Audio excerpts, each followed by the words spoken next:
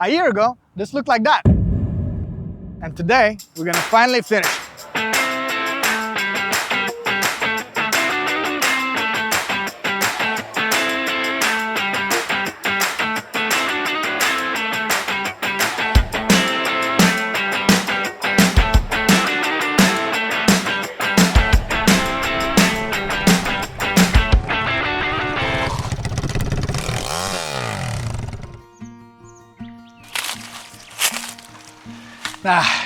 Mushroom picking, guys. By now it's a well-known Latvian national sport, actually. And also, one of the reasons why most of the grandmas will beat you to the cat food aisle in the supermarket every day of the week. Similar to this wonderful pastime, it's been pretty adventurous, and on every step you can find a golden nugget. Hey, would you look at that? Just like after every great mushroom picking session comes the grand finale. Potatoes with mushroom sauce. It's just another Latvian thing. Welcome to Man Cave Customs, and I introduce you the grand finale of the Honda Chali. Enjoy. There's some great memories right there. But before we can do that, we actually need to go and finish some stuff up. So come on, let's get this done. Drum roll. The garage is magically already open, just like I knew it would happen. Not staged at all. Anyways, let's paint the wheels. Alright, and now we need to mask off the wheels. Derek from Wise Grip, this is gonna be directly stolen from you. Thank you. Borrowing this technique to take good old trusty trash bags. How many liters is this? What's the American units for this? How many Bigfoots is this? Now that we got a janky little thing like this, what you do is this. You find the center of it, okay? Okay, this is center. This is center. You do this. Squeeze-a-roonies. Then you center it out to the center of your wheel, which would be here, and you pull it out all the way till before the lip, all right? So not to the lip, but before the lip. When you are done at the inner lip, you take the scissors and you meow. Once you've done the meow, you open it up and holy guacamole, I'm a beautiful flower. I've created a hole the perfect size. So this is slightly smaller than the lip of the bike so that you can squeeze it under. The next step is to release some air so that you can squeeze this stuff under the lip and we're good to go. Oh yeah, baby, look at that. Look at this beauty. You see all this? All this is behind the lip. That is gonna be excellent. Time to mask all of them, prime them, and paint them. Let's go.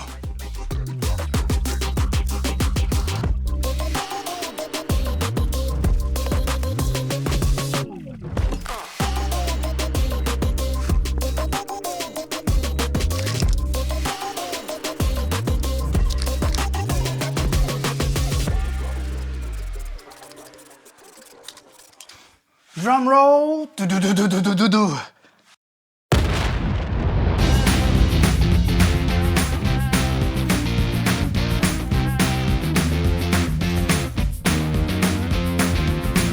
Man, look at this stuff. We got almost 2,000 followers. If you're watching this video and if you like what you're seeing, make sure that you press that subscribe button and you like the video and comment something and let's make this happen. Almost 2,000. I'm almost monetized. So come on. Let's get it done. Let's get it done. Well, this is the moment we've all been waiting for. Finally, this is finished. Does it look better? I'm not entirely sure. It kind of looks the same. Some of the things that were not there have finally been fixed and it looks at least all in one color. So that's good. And look at this. We also got a seat finally. Thanks to my friend, through a friend, did this really nice piece. I really like it. Alright, so it's finally time to put it all together. Let's get it done. I cannot wait to see how it'll look. Let's swap this out. Not sure what you're gonna think about this, but in my parts box I have this. Definitely will use the wire, and I think the wire is gonna be pretty cool, but might not use the red end because it doesn't really match anything. Alright, and to clean up the engine we need to get this out of the way and put the engine on there. Let's go. Now that I have bought the absolute most adequate cleaning device, it's finally time to clean up this bad boy. Now let's get scrubbing, let's get scrubbing. Oh.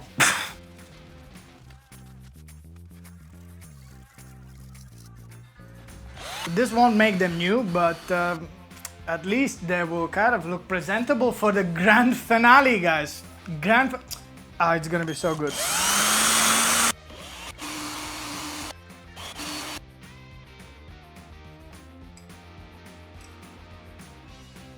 Alright, with the engine cleaned and the bolts somewhat clean, it's finally time to see if we can squeeze it back on. So hold there. Alright, let's see how that works. Ooh, this is perfect. Look at that. Right. I was just sitting and admiring my creation. I just realized when you look into it, like, it just looks like so much engine. So very big in the chassis. I was looking like the engine starts here and ends here. It's big. It's massive!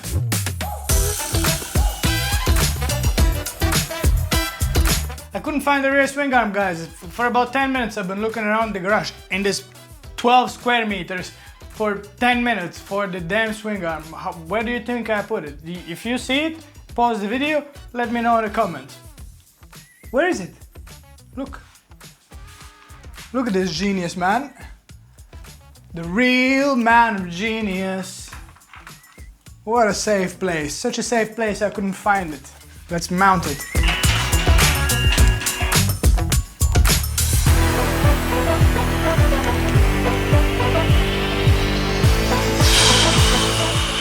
Why did I build it on a table? Yeah, I'm wondering, why do I need a chiropractor? Let's go. Wasn't that bad, actually. I figured while it's easier and while I don't have the forks there, I might as well put on the exhaust. I gave it a new wrap just so that it's fresh. And I'm gonna get it cleaned up a little bit and mount it.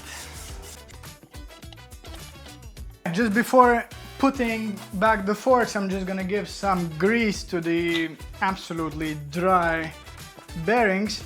I cannot wait till I have stopped painting stuff. Because as you know, there's another huge ass project coming and obviously I am painting it. There's paint dust everywhere. Everything is so dirty.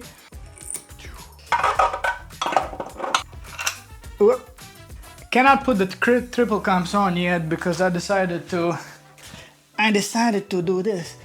You remember the button? It needed to be black, so, and I forgot it obviously, so I primed and painted this, so triple clamps. Not yet. Surprise! Right, let's put this there. Let's not lose it. And where do... Oh, lost it. Never gonna see it again. It's funny how these things always work that way. You know, you think like, whoop, this is a thing I shouldn't lose, and then you immediately drop it to the floor.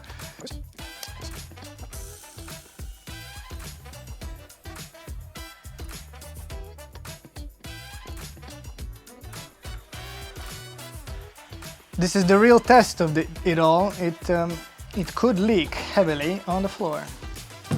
My name's George. I've been eating porridge from storage. From Boy George. This is almost ready, but before we go, we need to check one thing. The gas tank. I don't know if you remember, but the gas tank is barely higher than the actual carburetor, and the likelihood that it's gonna work is about this much.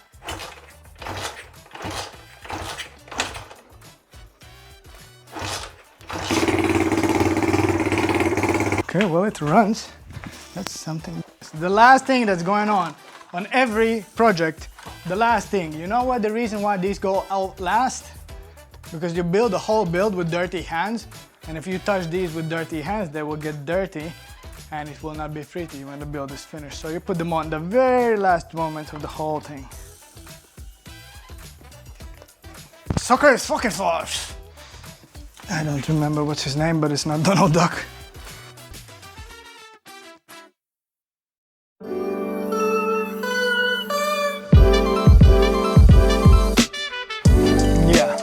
Welcome to my jungle. Yeah, you know, The first, when I got the bike, I wasn't even looking for this specific bike. I was just talking with this guy on Facebook Marketplace about a completely different bike, and he told me like, yeah, you know, it's sold, but I have something else. I saw this one and I was like, you know what, I haven't seen that before, so might as well try. The first episode, probably around Christmas time, it generated the most views on the channel. And to myself, I was like, you know what? While the ball is moving, let me try something with it. I was only planning to do like just a regular revival video, sell it on and start something else with another victim, you know? But you guys liked it and I was like, you know what?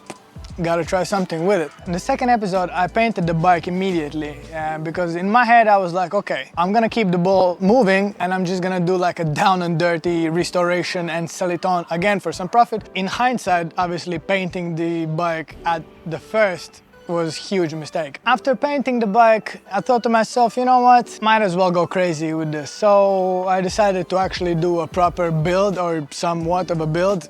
I didn't have anything planned, nothing like drawings and CAD.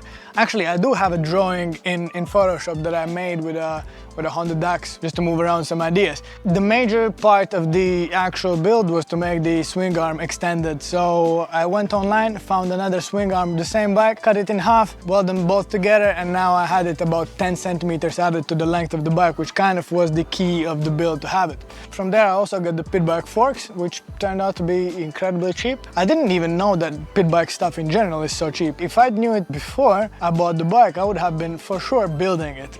But when I got it, I had no idea about any costs of any of this bike, whatnot.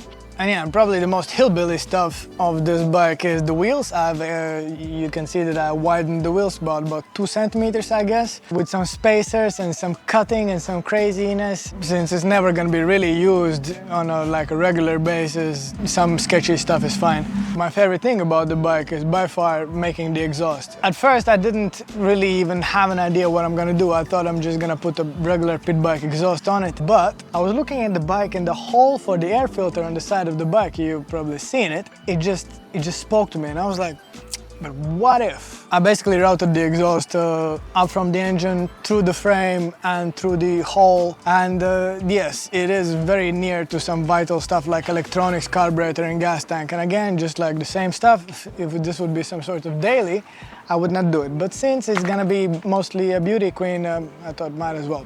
Then comes the time that I went on the internet and I saw how much the original engine of this bike cost, and it was like 600 euros. And I was like, you know what? I'm gonna buy a bigger pit bike engine and I'm gonna sell this Chally engine for profit and it's gonna pay me for the build.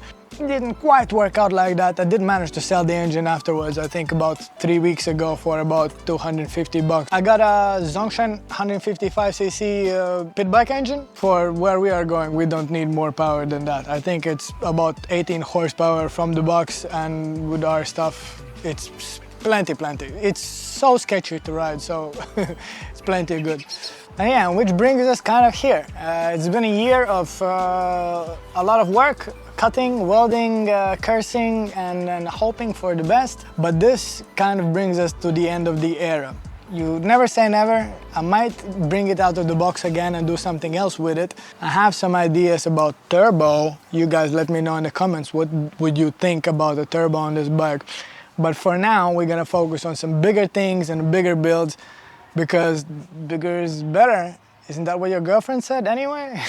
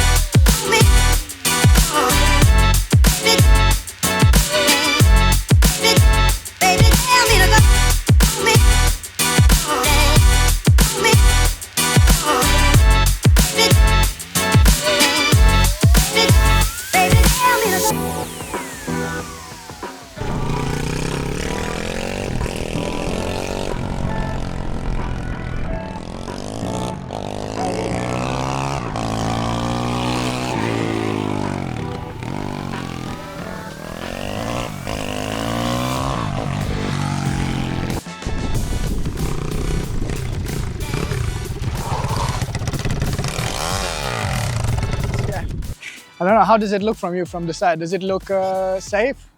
Do you think we sketched out the lady downstairs there? She did not look very happy. Right, it's freaking weird. The bearings are not quite working. Everything's kind of wobbly a little bit, but you know, that's how it be here. That's how things are when you make them yourself. First, I wanted to do just a cheap rebuild and just sell it on, but then the internet kind of liked it, and you know what it is. When the internet likes it, you have to make it. Because I'm a whore for the content. It's not necessarily completely finished, but actually that does not mean that and actually that does not mean that you will never see this again, because I have some thoughts about forced induction in this engine and on this bike. But I already have started another build that you will enjoy in about 3 weeks time. With all that said, thanks a lot for all your support. Click on that subscribe button somewhere on that side and the like button on that side, and write some mean comment of you've destroyed a future classic motorcycle. And that's about it. And we'll see you next time in 2 weeks time. You already know. Stay tough, motherfuckers. And if I could get it started and drive, oh my God, it actually worked.